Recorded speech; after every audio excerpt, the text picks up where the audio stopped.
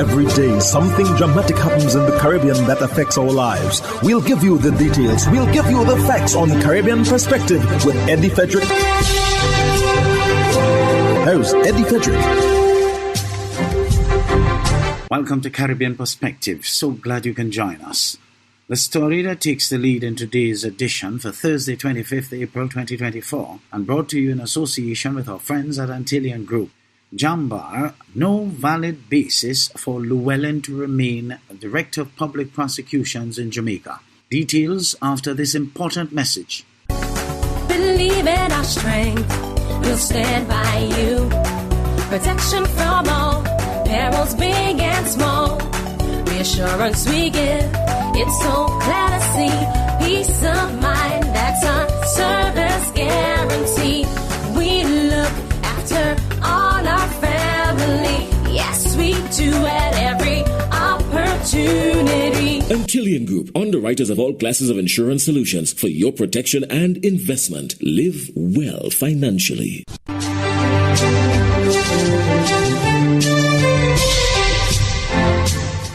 Welcome back.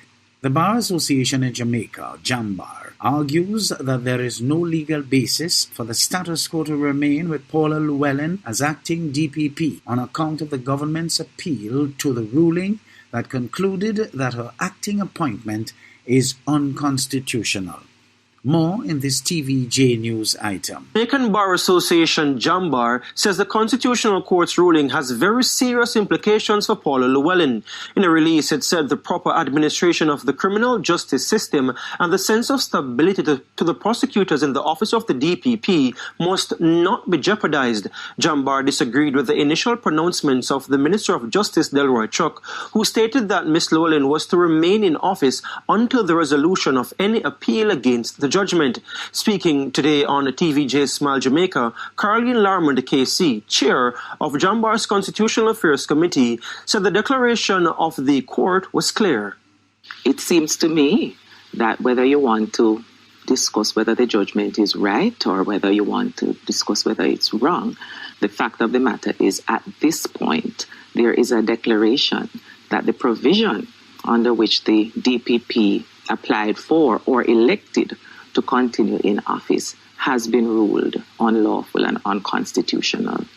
The effect of that, based on Jambar's assessment of the judgment, is that as of the 19th of April, the DPP cannot continue to hold office.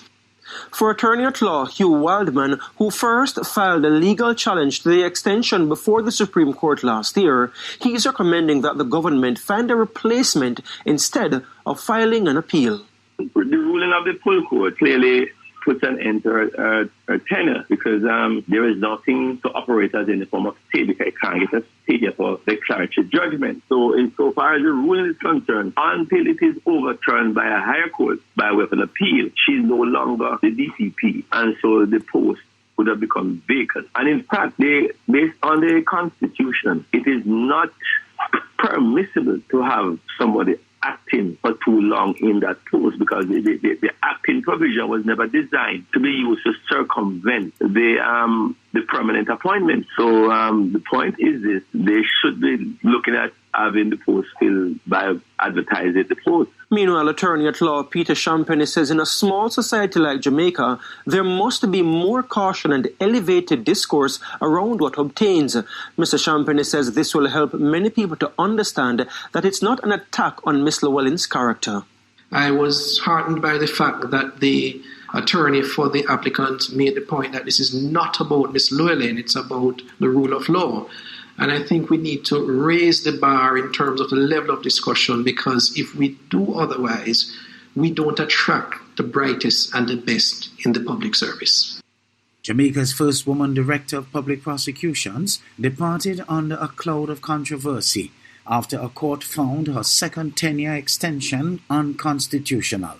Paula Llewellyn served for nearly 2 decades, a tenure marked by successes and tumult. CVM's reporter Ramon Gordon looks back. Paula Llewellyn, Jamaica's first woman director of public prosecutions, announced her departure from the role on Sunday amid controversy surrounding her second tenure extension. Inspired by her mother, Llewellyn vowed to serve without fear or favor, guided by, she said, a profound sense of duty.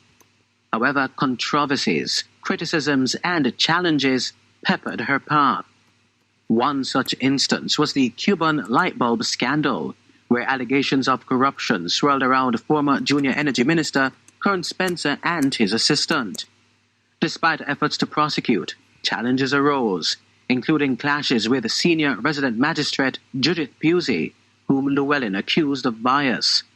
5 years later, on March 10, 2014, the defense filed a no-case submission, leading to the release of both the accused later that month.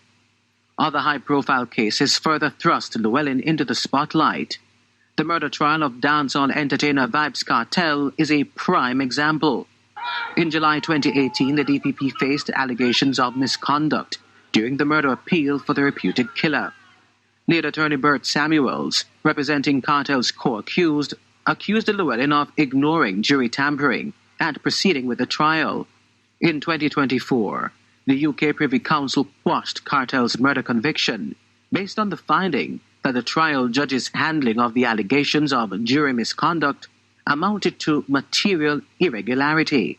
Despite these challenges, Llewellyn achieved significant victories, including legislative milestones which granted the prosecution a limited right of appeal in criminal proceedings. In October 2022, the DPP celebrated her first successful appeal under the amendment. As her tenure drew to a close, controversy again reared its head. The government's decision to extend Llewellyn's tenure for a second time faced opposition, triggering a public row and casting a shadow over her legacy. Many have lauded her tenure as transformative despite the conflicts, but for now, her future in the judiciary is uncertain. Ramon Gordon, for CPM News.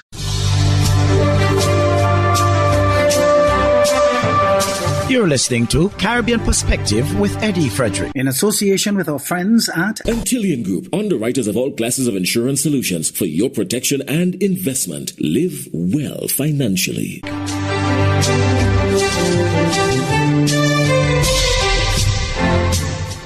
Three members from the Pan-American Health Organization PAHO have arrived in Trinidad and Tobago and are set to probe the deaths of babies at the Port of Spain General Hospital.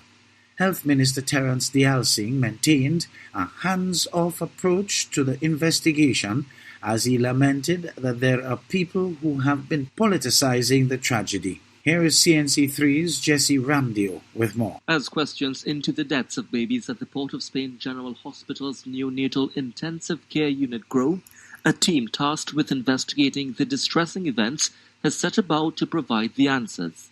PAHO is here. They would have come in the country last night, that investigation team, and would have swiftly moved to meet with the management of the Northwest Regional Health Authority. CEO of the Northwest Regional Health Authority, Anthony Blake, said during Monday's meeting, officials discussed the scope of reference for the probe. The representative from PAHO also requested documents and other information from the authority. We're told that the PAHO officials will also be liaising with experts around the world virtually on the matter as part of their process. During a media conference, Health Minister Terence Acing maintained he will not be involved in the inquiry. I have no role in either meeting with them at the airport, talking with them. I will not be meeting with them. They will be meeting with people as they see fit. Acing, who extended condolences to the families of the dead babies, maintained the investigation will not be rushed. It will take as long as it ought to take to have a complete, thorough, transparent, independent investigation. I, as minister, will not be putting a time frame on it. The health minister also dismissed claims that the source of the infectious bacteria, which claimed the babies' lives, stemmed from a private institution. He cautioned that such inaccuracies can impact operations at the medical institutions. Acing further noted that staff members at the NICU where the babies died have also been grappling with the ordeal. He also condemned the politicizing of the incident and that despite calls from the opposition to open the Couva Hospital as a facility for children, he was advised that it did not contain a NICU. And while it was revealed by the head of NICU, Dr. Marlon Timothy, of a recent uptick in mothers delivering prematurely, he confirmed there's adequate staff to address medical emergencies. Jesse Ramdale, CNC3 News. Haiti urges swift international action to prevent genocide. More in this ANC News report. Haiti calls on the international community to act swiftly to prevent genocide in the country. The Caribbean nation's envoy to the United Nations spoke before a Security Council meeting Monday. He said the humanitarian situation in the country is going from bad to worse, with nearly 5 million Haitians facing famine. Gang violence has choked the Haitian capital, Port-au-Prince, amid efforts to oust Prime Minister Ariel Henry, who has pledged to step down once a new leader is installed. Excellencies, the situation in Haiti is catastrophic, and the humanitarian situation grows worse and worse. 5.5 million people, including 3 million children, or 2 in every 3 children across the country, need humanitarian assistance. In many areas, essential services have collapsed, while people are losing access to food and safe drinking water. And in some communities, life is more dangerous now than it has ever been. In the meantime, Haitian police deployed tear gas to move people back from a security perimeter around the National Palace, while soldiers gripping rifles patrolled the international airport's diplomatic entrance on Tuesday, April 23rd, ahead of a planned change of government. Details from this Star News item. The palace has come under repeated fire from gangs that have paralyzed the capital, Port-au-Prince. A 9-member presidential transition council is to be sworn in at the palace, and although no date has been announced, rumors circulated that it could happen this week. The council is expected to name an interim prime minister and help set up a government that will eventually organize elections in the Caribbean island nation. The U.S. military said on Tuesday it bolstered defenses at its embassy. Outgoing Prime Minister Ariel Henry has for over a year called for international troops to help police fight the gangs. But plans moved slowly and were eventually paused when he announced in March his plan to step down, pending a new interim government. Since then, attacks have escalated and the transition has lagged.